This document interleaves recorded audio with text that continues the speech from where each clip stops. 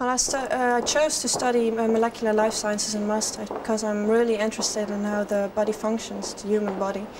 And I've always thought that all those processes are really interested in how they all click together. And there's still so much to be discovered in it, and that's what really intrigued me. We learned about how the human body functions on a genetic level, but also how it interacts with its surroundings. And I think the Maastricht approach of problem-based learning is really good, because in this approach you get to research yourself what the answer is to a certain problem, and because of that it sticks better as in comparison to sitting in a college room and let everything fall over you.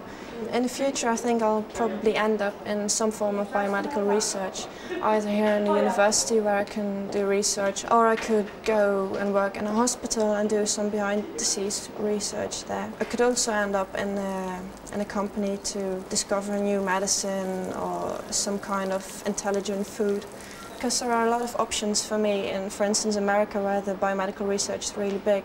For the moment, however, I think I'll stay in the Netherlands, specifically here in this area of Maastricht, because they plan on making this a high-tech biomedical research area.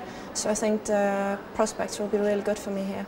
If you're interested in an international aspect of working, because we work together closely with our Belgian colleagues, and if you like a small approach and you're interested in how the human body works, then I think that molecular life sciences here in Maastricht is a really, really good option.